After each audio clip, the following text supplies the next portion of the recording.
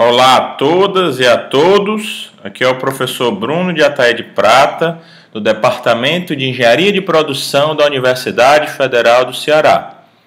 Essa é a aula 5 do nosso curso Fundamentos da Economia, uma disciplina lotada no Centro de Tecnologia da UFC, ministrada pelo Departamento de Engenharia de Produção DEPRO para todas as engenharias da UFC. Esta aula é baseada no material didático fornecido pela editora Cengage Learning, que publica no Brasil o livro Introdução à Economia, uma tradução da 6ª edição norte-americana do Gregory Mankiw. Então, estou referenciando que eu estou utilizando o material de apoio ao professor. Então, nessa aula do nosso curso, nós começaremos a versar sobre o mercado e sobre uma das grandes leis da economia, que é a lei entre a oferta e a demanda.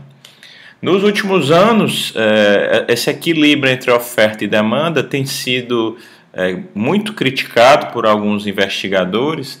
Existe um livro muito interessante que se chama Economitos, os 10 grandes equívocos da economia, se não me engano. O nome do autor me falta agora, mas vocês podem facilmente buscar na internet, no qual ele contesta muito essa lei da oferta e da demanda. Então, o que nós estamos falando nessa aula é o que tem sido ensinado há décadas nas melhores universidades do mundo todo. Nós estamos aqui em 2018, tá certo? Só para situar o aluno. Entretanto, esse conhecimento tem sido contestado e talvez no médio e no longo prazo ocorram algumas alterações aí sobre esses conteúdos, tá bom?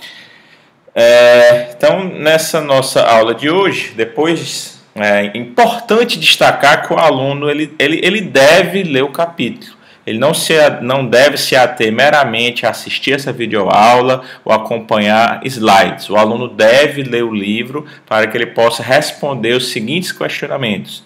Que fatores afetam a demanda dos compradores para os bens e serviços? Que fatores afetam a oferta dos vendedores para os bens e serviços, né? Como a oferta e a demanda determinam o preço e a quantidade vendida de um bem ou de um serviço? Como mudança nos fatores que afetam a demanda ou a oferta, afetam o preço de mercado e a quantidade de um bem ou o nível de um determinado serviço. E como os mercados alocam os recursos, tá bom?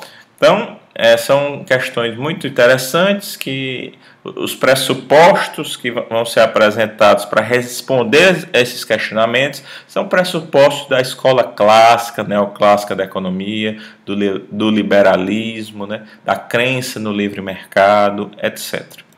Então, o mercado é um grupo de atores, stakeholders. Alguns estão dispostos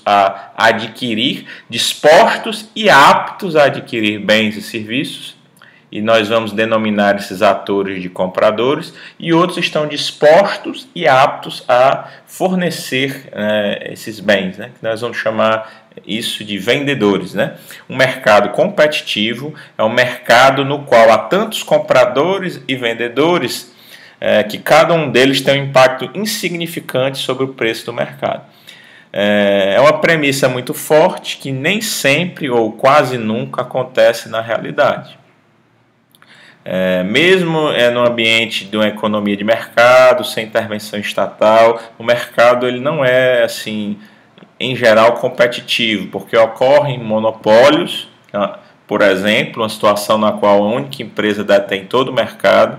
Ocorrem oligopólios, situações nas quais um conjunto de empresas detém uma maior parcela do mercado, e dificilmente, por questões inerentes a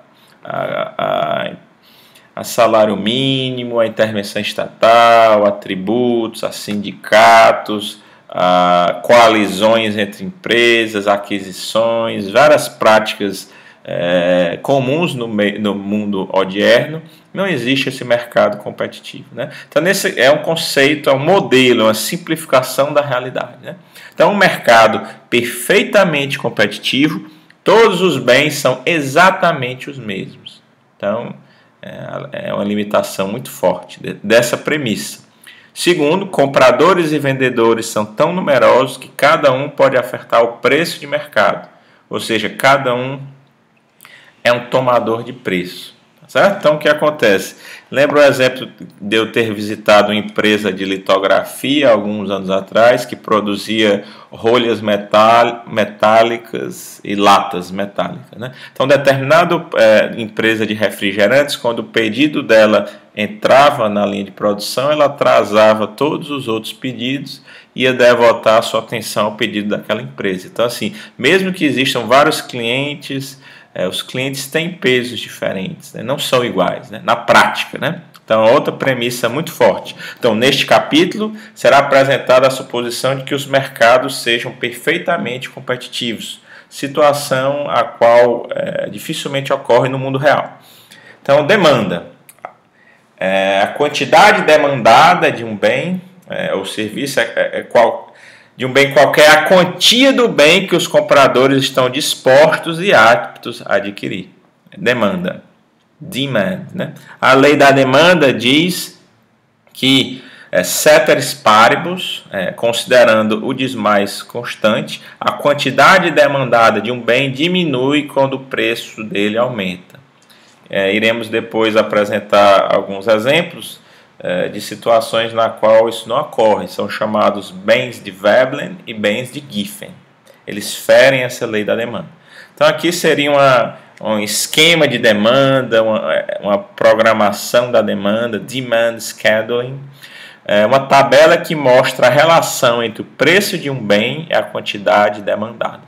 Então aqui é um exemplo, no livro do Mankiw é um exemplo, é uma moça chamada Catarina, que ela quer adquirir sorvetes de casquinha, né? Aqui é a demanda da Helena, uma moça, uma jovem, né? Para comprar cafés, lattes, né? Então perceba, quando o preço do lattes é nulo, a Helena estaria disposta a consumir 16 xícaras de café, né?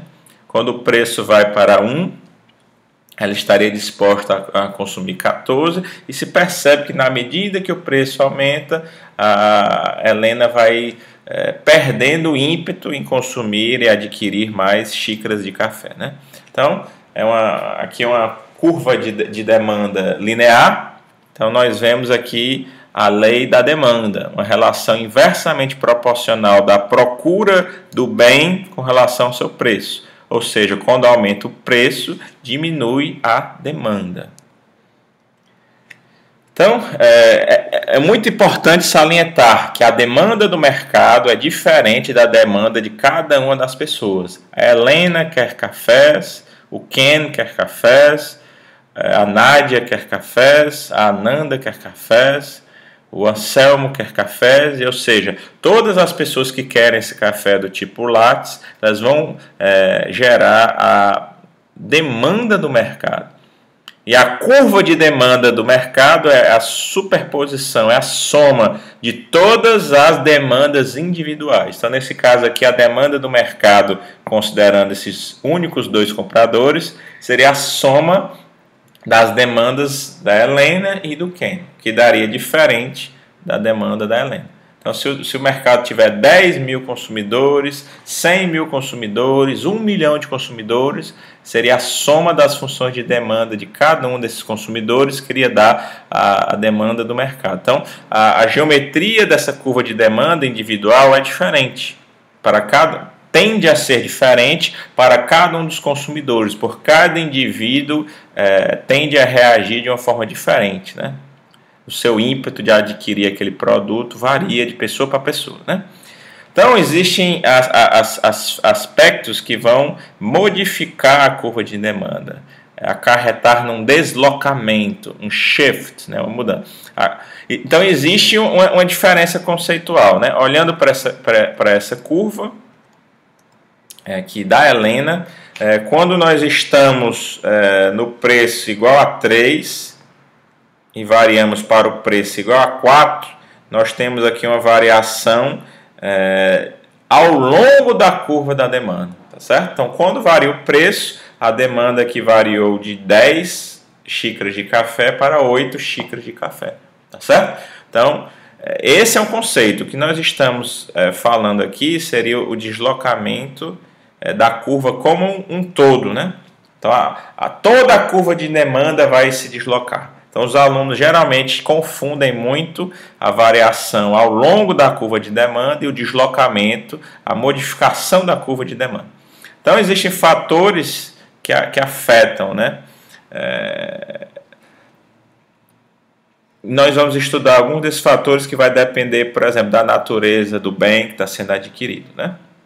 Então, o número de compradores. Quando aumenta o número de compradores, a quantidade demandada em cada preço sofre um deslocamento para a direita, tá certo? Então, analogamente, se nós tivéssemos uma redução desse número de compradores, essa curva sofreria um deslocamento para a esquerda. Então, essa curva vermelha seria uma nova curva desse novo mercado com essa nova quantidade de compradores, né? Então, existem alguns elementos que incidem no shift, no deslocamento da curva de demanda. Um deles é a natureza, a renda do consumidor. Certo? Então, o perfil de consumo de cada pessoa vai variar de acordo com a renda, porque os bens têm naturezas diferentes. Então, um bem é dito normal se a pessoa tende a adquirir mais aquele bem quando a sua renda aumenta. Como, por exemplo, passagens aéreas. Quando a pessoa passa a ganhar mais, ela tende a viajar mais de avião, por exemplo. Um bem é dito inferior se ele é impactado negativamente com o aumento da renda. Então, num país como o Brasil, quando a pessoa tem um aumento da renda, ela tende a andar menos de ônibus, né? O que é um absurdo, mas no Brasil é assim. Então, as passagens de ônibus são ditas um bem inferior. Então, quando o aumento da renda ela vai causar uma modificação da curva para a direita, né? E o aumento da renda para um bem normal. E para um bem inferior, o aumento da renda vai acarretar no deslocamento à esquerda da curva de demanda. Dois bens são ditos substitutos se o aumento do preço de um deles causa aumento na demanda do outro, né? Então, pizza e hambúrgueres, por exemplo. O aumento no preço das pizzas aumenta a demanda por hambúrguer. As pessoas vão deixar de consumir pizzas para consumir hambúrgueres, fazendo com que a curva de demanda do hambúrguer sofra um deslocamento para a direita e, por exemplo, a curva de demanda da pizza sofra um deslocamento para a esquerda. Então, existem outros exemplos que estão sendo elencados aqui no slide, mas no Manco vocês podem consultar aí também outros exemplos, tá certo? Então, dois bens são ditos complementares se um aumento no preço de um acarreta na queda da demanda do outro. Então, por exemplo, pão e manteiga. Se o pão fica mais caro, as pessoas vão tender a consumir menos manteiga, porque o consumo da manteiga, em geral, está atrelado ao consumo do pão. Dessa forma, se a curva da demanda por manteiga vai se mover para a esquerda, no caso em particular, né? Então aqui existe outros exemplos que estão sendo citados. O gosto das pessoas, isso é uma questão cultural, uma questão social, uma questão sazonal, né? A época do ano, o clima, uma moda que está sendo implementada. Então, onde existe uma mudança de gostos e um incremento da demanda, a curva D iria se deslocar para a direita, né? Então, as pessoas têm expectativas. Por exemplo, quando a pessoa tem expectativa de ter um aumento salarial por um reajuste anual, por exemplo, ele vai aumentar o seu padrão de consumo e a curva de demanda vai sofrer um deslocamento para a direita, né? Então, em síntese, as variáveis que influenciam a demanda são o preço, que causa um movimento ao longo da curva de demanda, a quantidade de compradores, o tamanho do mercado, que vai deslocar a curva de demanda, a renda, que vai deslocar a curva de demanda, o preço dos bens relacionados, que também vai deslocar a curva de demanda, o gosto e as expectativas do consumidor, que vão deslocar a curva de demanda. Então, antes de eu apresentar aqui esse exemplo, né, eu vou citar para vocês dois tipos de bens que ferem as leis de demanda tradicionais. Nós temos os bens de Giffen e os bens de Veblen. Os bens de Giffen e os bens de Veblen são produtos, né, ou serviços no qual a demanda aumenta com o aumento do preço. Então, nós vimos que a lei da demanda clássica nos diz que com o aumento da variável preço, a variável demanda vai decair, tá certo? Então, os bens de Giffen e os bens de Veblen se comportam de uma forma antagônica à lei de demanda usual, só que por motivos diferentes. Os bens de Giffen, a demanda aumenta com o aumento do preço, mas se tratam de bens inferiores, né? E os bens de Veblen, a demanda aumenta com o aumento do preço, são bens de luxo. Por exemplo, quando ocorre a inflação e o preço da carne aumenta e o preço do pão aumenta. O preço do pão aumentou, mas como o preço da carne aumentou também, a pessoa pobre não tem condição de comer carne e passa a comprar mais pão, mesmo com o aumento do preço do pão. Então, os bens de Giffen são no caso de pessoas mais pobres. Isso já se verificou na história da humanidade em vários países, tá certo? Os bens de Veblen são distintos, né? O preço, a demanda aumenta com o aumento do preço. Por exemplo, luxo, carros de luxo, perfumes de luxo, bolsas de luxo. Se aquilo fica mais barato, as pessoas não vão adquirir porque não vai lhe acarretar mais status. Então, quando fica mais caro, a demanda aumenta porque a posse daquele bem é um símbolo de status, né?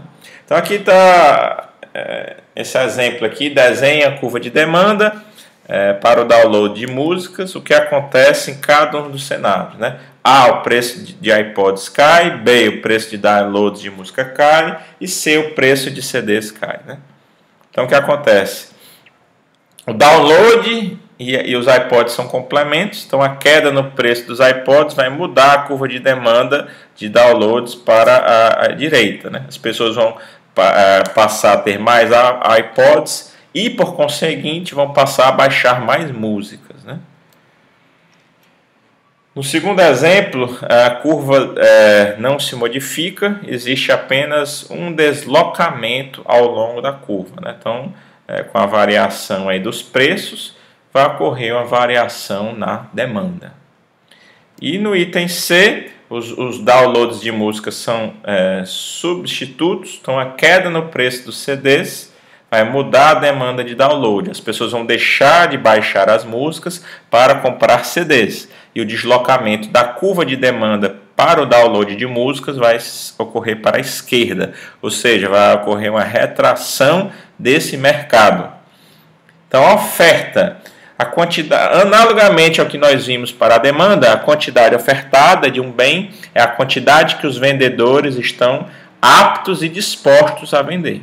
E a lei da oferta é uma afirmação de que, ceteris paribus, mantendo o de mais constante, a quantidade ofertada de um bem aumenta quando o seu preço aumenta. Então, os fornecedores eles vão se sentir mais compelidos a oferecer com o aumento da variável preço, que é um comportamento antagônico ao do consumidor.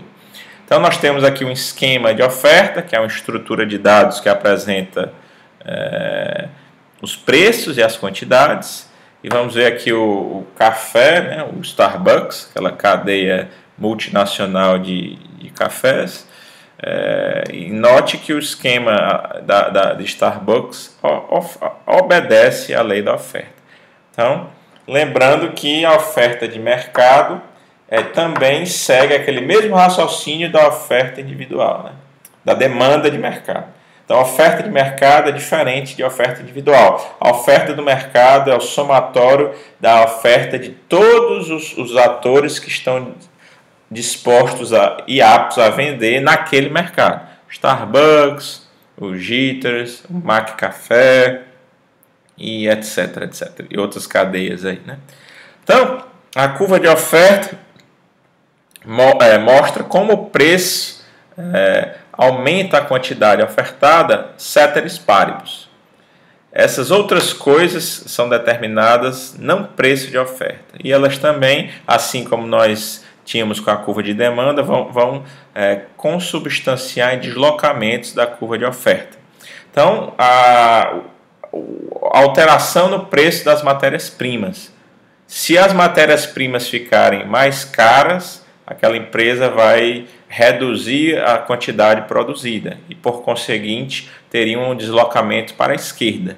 Se o preço da matéria-prima se torna mais atrativo, a empresa vai produzir mais e a curva de oferta vai se deslocar para a direita. Lembrando que em demanda era a letra D de demand, em oferta se usa a letra S porque em inglês se chama supply. Então, a tecnologia. Quando a empresa domina uma outra tecnologia, uma melhor forma de produzir, ela vai poder produzir mais. Ou seja, com melhorias tecnológicas, ocorre um deslocamento da curva de oferta para a direita. A quantidade de vendedores, se aumenta a quantidade de atores aptos e dispostos a oferecer, a curva vai sofrer um deslocamento para a direita, ou seja, a oferta do mercado vai aumentar. Então, também tem a questão das expectativas, Existe aí uma expectativa de aumento de preço no Oriente Médio. Em resposta, os proprietários de campo de extração de petróleo reduzem a oferta, A curva de oferta se desloca para a esquerda, Isso também pode acontecer por questões sazonais, a expectativa aí do preço da estiagem, o feijão verde, etc, etc. Então, em geral, os vendedores podem ajustar a oferta quando suas expectativas de preço futuro mudam, se o bem não for perecível. Então, o que acontece? Alterações no preço vão acarretar numa alteração ao longo da curva de oferta, a lei de oferta, e alterações no preço das matérias-primas, da tecnologia, na quantidade de fornecedores, de vendedores, nas expectativas daquele mercado vão acarretar em deslocamentos da curva de oferta. Então, desenhe uma curva de oferta para software de preparação de retorno de impostos. O que acontece em cada um dos seguintes cenários? Os varejistas cortam o preço do software. O avanço tecnológico permite que o software seja produzido a um custo menor. E C, os preparadores de impostos de renda profissionais aumentam o preço do serviço que fornecem. Então, o que acontece? Essa alteração no preço não vai acarretar num deslocamento da curva de oferta. Simplesmente numa alteração ao longo da curva de oferta. A variação aí do preço vai acarretar numa oferta inferior. 2, a curva de oferta vai se deslocar para a direita com o aumento aí do preço, E finalmente isso desloca, os operadores profissionais aumentam o seu preço, isso desloca a curva de demanda para software de preparação de impostos e não afeta a curva de oferta. Então, nós temos 3 etapas para analisar mudanças no equilíbrio. Para determinar os efeitos de um evento, decida se o evento multiplica a curva de oferta, a curva de demanda ou ambas. Decida em qual direção a curva se desloca e use o diagrama de oferta e demanda para visualizar como a mudança desloca o equilíbrio P e Q, os pontos de equilíbrio. Então, essa aqui é a cruz de Marshall, o equilíbrio entre oferta e demanda. Alfred Marshall foi um economista da escola clássica, neoclássica, que desenvolveu esse conceito de equilíbrio em oferta e demanda. A demanda decresce com o aumento do preço, a oferta aumenta com o aumento do preço.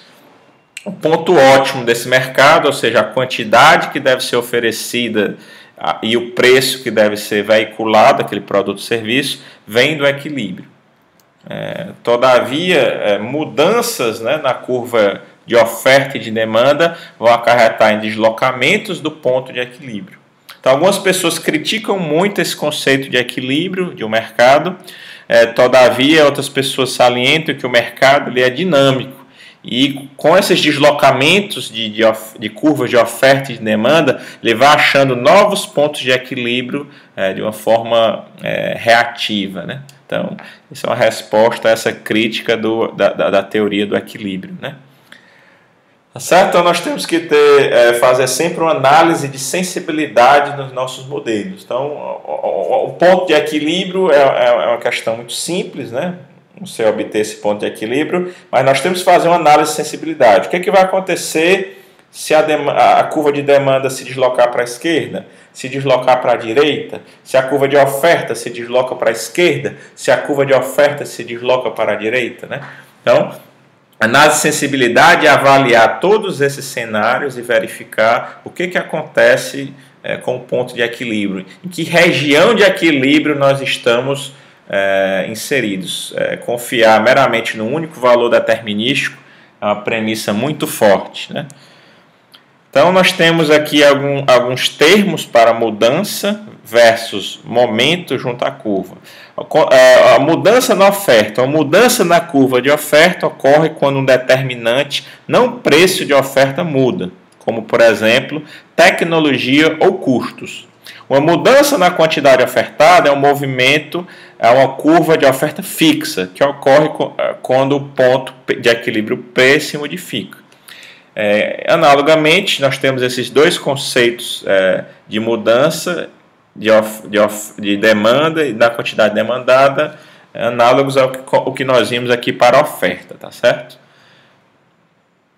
Então, você vê aqui um determinado evento, uma nova tecnologia reduz os custos de produção de carros híbridos. Então, o que acontece? A primeira etapa, a curva de oferta se move para a direita, e a etapa seguinte faz o preço cair e a quantidade aumentar. Você está vendo que o ponto de equilíbrio ele sofre variações, né?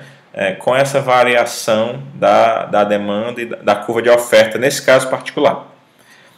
Então, nós temos aqui uma situação que tanto a variação da oferta ocorre com a variação da demanda, né? Então, o que eu já tinha dito alguns minutos atrás, né? Nós temos que fazer sempre essa análise de sensibilidade para ver o que vai acontecer com o ponto de equilíbrio, né? Muito importante fazer essa análise de sensibilidade. E aqui é uma etapa, né, que a primeira etapa, ambas as curvas se deslocam. A segunda etapa, ambas as curvas se deslocam para a direita. Q aumenta, mas o aumento de P é ambíguo. Se a demanda aumentar mais que a oferta, P aumenta, né? E aqui já ocorre uma situação contrária. Se a oferta aumentar mais, a demanda P cairá. Então, nós temos que fazer essas análises para ver qual o comportamento do mercado após esses suscetíveis deslocamentos de oferta e de demanda. Então, utilizando o método de 3 etapas para analisar os efeitos de cada evento no preço de equilíbrio e a quantidade de downloads de música, né? O evento A seria uma queda na produção do preço dos CDs. O evento B, vendedores de downloads de música negociam uma redução nos royalties que devem pagar para cada música vendida. E o evento C, eventos A e B ocorrem, né? Então, no primeiro passo ocorre um deslocamento da curva de demanda. Deslocamento da demanda ocorre para a esquerda e tanto o preço como a quantidade caem. Vocês notem que aqui nessa curva vermelha, P2 é menor do que P1 e Q2 é menor do que Q1. Em seguida, o deslocamento da curva para a direita, né? A curva de oferta, o preço vai cair e, por conseguinte, a quantidade irá aumentar. Então, a queda no preço dos CDs e queda no custo do royalties, nós temos que ambas as curvas se movem. D se move para a esquerda, ou seja, uma redução da demanda, e S se move para a direita. Então, P cai sem ambiguidade. O efeito em Q é ambíguo, a queda da demanda reduz Q e o aumento na oferta aumenta Q. Certo? Então, conclusão. Como os preços alocam os recursos? Um dos 10 princípios do capítulo 1 atinava. Os mercados usualmente são uma boa forma de organizar a atividade econômica. Em economias de mercado, os preços se ajustam para equilibrar a oferta e a demanda. Então, o mercado ele é dinâmico. Ocorrem esses deslocamentos, ele vai achar novos pontos de equilíbrio e vai continuamente otimizar esse processo. Esses equilíbrios de preços são sinais de que orientam as decisões econômicas e assim alocam os recursos escassos de forma ótima.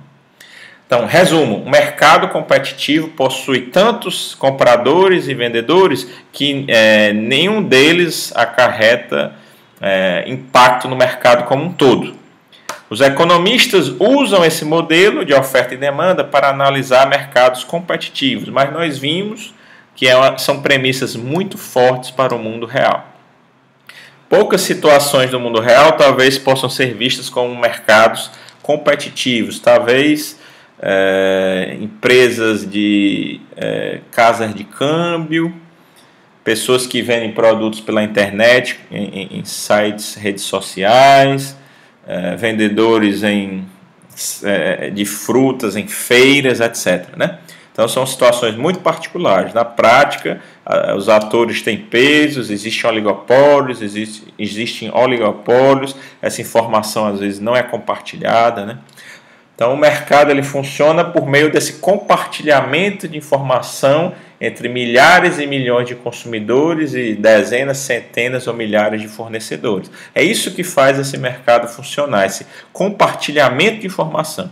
Então a curva descendente da demanda reflete a lei da demanda, ou seja, com o aumento da variável preço, a demanda cai. Além do preço, a demanda depende de outros fatores que vão consubstanciar em deslocamentos da curva de demanda. A lei da oferta diz que o aumento na variável preço vai acarretar no incremento na oferta. Então, assim como na demanda, outros fatores influenciam, né, a oferta e ocorrerão deslocamentos da curva de oferta. Então, a interseção entre as curvas de oferta e demanda determina o equilíbrio do mercado. O preço de equilíbrio diz a quantidade que deve ser oferecida e o preço que deve ser oferecido. É uma espécie de otimização. Se o preço de mercado está acima do preço de equilíbrio, itens vão ficar em estoque. As empresas vão estocar produtos que vão aguardar pelos consumidores. Caso contrário, se o preço do mercado é abaixo do valor de equilíbrio, nós teremos a formação de filas. As pessoas vão querer adquirir mais e mais aquele bem e serviço, só que ele não estará disponível porque os fornecedores não produziram na quantidade demandada. Esse é um exercício que vocês podem fazer graficamente e verificar a formação de estoques e a formação de filas. Peguem um sistema em equilíbrio e calculem a quantidade produzida e a quantidade vendida quando o preço é maior do preço de equilíbrio, o item A, e item B quando o preço é menor do que o preço de equilíbrio. Certo? Então nós podemos utilizar o diagrama de oferta e demanda para analisar os efeitos de qualquer evento em um mercado. Primeiro, determine se o evento desloca uma ou ambas as curvas. Segundo, determine a direção dos deslocamentos. Por fim, compare o novo equilíbrio com o equilíbrio inicial. Reitera a necessidade de fazer essa análise de sensibilidade.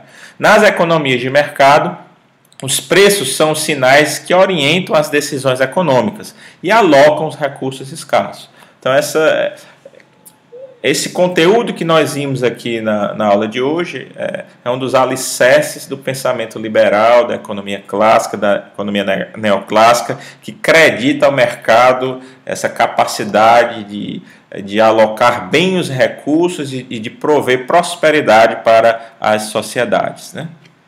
Então, esse é o último slide. Saliento que vocês devem ler o capítulo do Mankiw, ou outros livros, como o Parkin, o Rossetti, o Vasconcelos, o Samuelson e outros. Iremos postar aqui aulas práticas para fazer esses cálculos de pontos de equilíbrio, de deslocamentos, Em breve aqui vocês vão estar com esse conteúdo disponibilizado para que vocês possam fazer exercício. E esse é um capítulo que vocês devem fazer exercícios, cálculos para fixar os conteúdos que foram apresentados, tá certo? Então agradeço aí a atenção de todas e de todos e até uma próxima oportunidade. Até mais!